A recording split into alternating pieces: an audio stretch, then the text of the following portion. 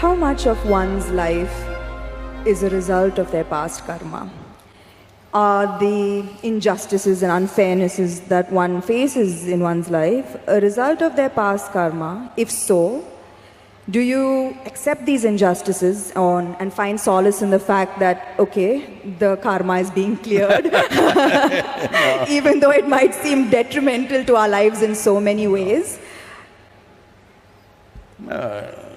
Samantha, you're old enough for this. I'm not saying you're old, I said you're old enough. Do you still expect the world to be fair to you? That's why I'm asking this question. Can I blame it on my past karma is what I'm asking. I want the world to be fair to me is a schoolgirl question. By now you should know the world is not fair. It will not be fair to you. But if you dig deep into yourself and have a taste of life, not a taste of your thought and emotion, the taste of life that you are, then you will see life is not just fair, it's just fantastic. So, do you want fair life or fantastic life? You must decide. I've noticed this, that beyond the material ego, there is now suddenly a widespread… Who's this ego guy, your friend? Is all around me. And in my industry, the heights of it. So beyond the material ego, I've noticed there's now widespread spiritual ego. I've come across a lot of people who are now on a spiritual path, not you, Sadhguru, who consider themselves superior to people who are not on a spiritual path. How would you advise such people to ensure that they don't fall a prey to this new spiritual ego? First we'll address this ego guy, okay? If you show me where it is, I'll fix it right now. I wish I knew where it was, it just keeps coming suddenly. So, you don't know where it is.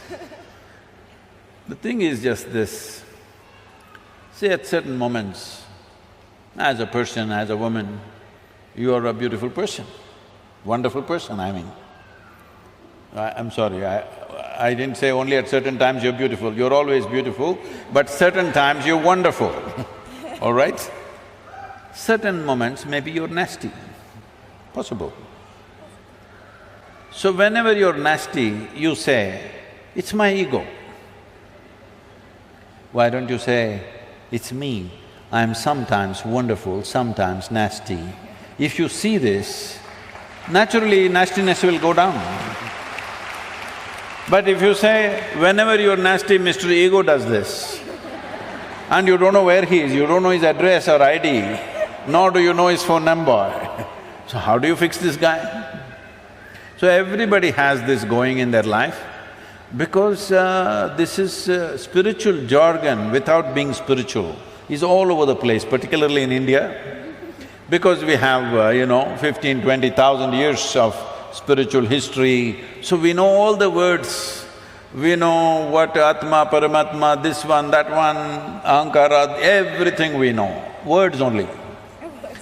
Words only, noted. So we can just throw words like this and confuse the Western population quite a bit. Because if you come here, they'll say Mukti, Shakti, this one, that one, all kinds of things. I know a lot of people who've gone and set up spiritual centers in the West, particularly in America, because they just know one chant, just one chant. Okay, Asatoma Sadgamaya, with this they run the whole thing. So unfortunately, spirituality, in some ways it's come there. It's come there because there is need in the society, there is not enough source.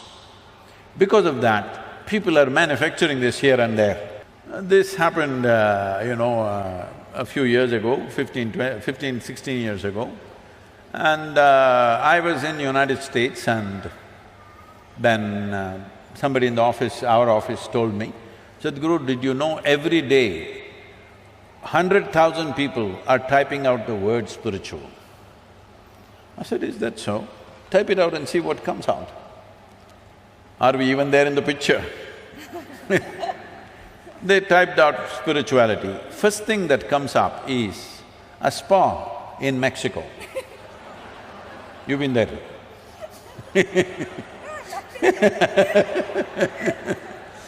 And the next thing that comes out is a call girl in Northern California. She has learned all that SEO. For everything she says spiritual, spiritual, spiritual. 108 times she uses the word spiritual on our website. You say spiritual, she comes up, number 2. I thought this is a shame. For thousands of years, anything spiritual means people looked east. East means India, that's what it meant. So I said we must start something, a spiritual gateway, that if people say if they seek spirituality, they must look towards India. Because this is one culture which has spent maximum amount of time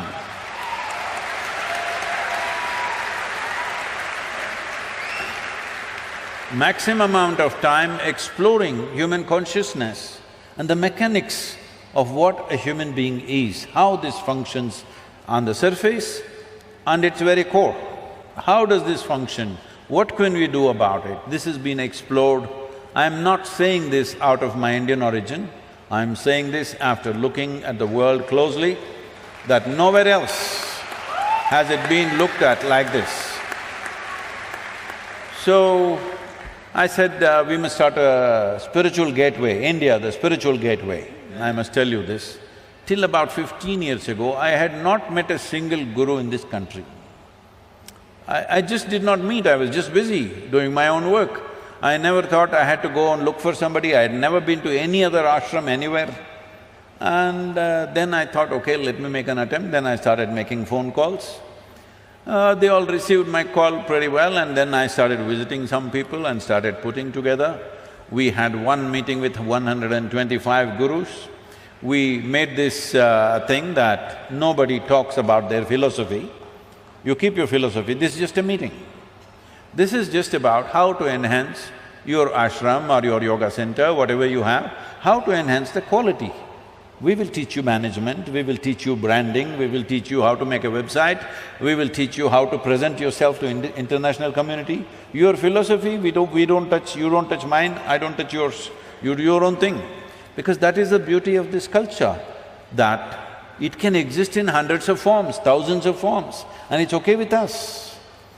So when I went about doing this, well, I met many wonderful people, but at the same time, at least 60 to 65%, it hurts me to say this, I found that if I walk into an airport or a golf course, I meet better men than in the so-called spiritual centers.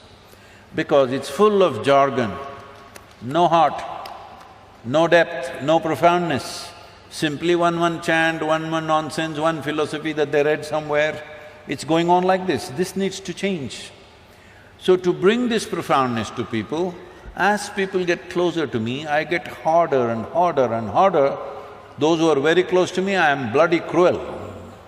Yes, because just to bring integrity into spirituality is so hard. Because the moment they get spiritual, little, like you said, you're calling it spiritual ego, I call it spiritual airs. They get spiritual airs, air bubbles get in their head. Suddenly they start acting funny, they start saying things that don't exist, they start talking about nonsense that nobody understands. If you speak something, whatever nonsense you speak, people in front of you must understand, otherwise why the hell are you speaking?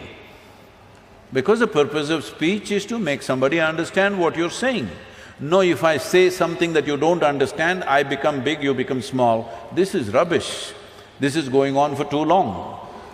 So, this whole spirituality as a thing, unfortunately, has fallen on bad times, but slowly it is rising because people's longing is increasing. I must tell you this, 40 years ago when I first started the programs, inner engineering programs in various different forms, 85% of the people used to come to the programs only for health problems. Only 12–15% came to know something. Today, over 90% of the people come because they want to know something, experience something. Only 8 to 10%.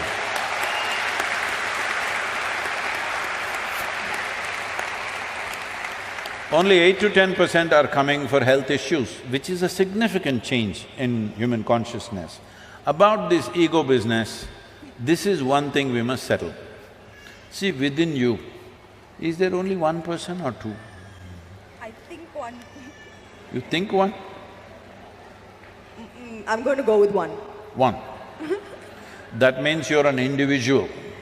An individual means, the word individual comes from indivisible. You're not further divisible, that's good, you're an individual. If you are two, then you're either schizophrenic or possessed, psychiatrist or exorcist. Either a psychiatrist or an exorcist has to come. So this is very important, everybody settle this, that don't talk about Atma, Paramatma, ego, this one, that one. You are an individual. What kind are you? Are you a wonderful one or a nasty one? Fix the damn thing.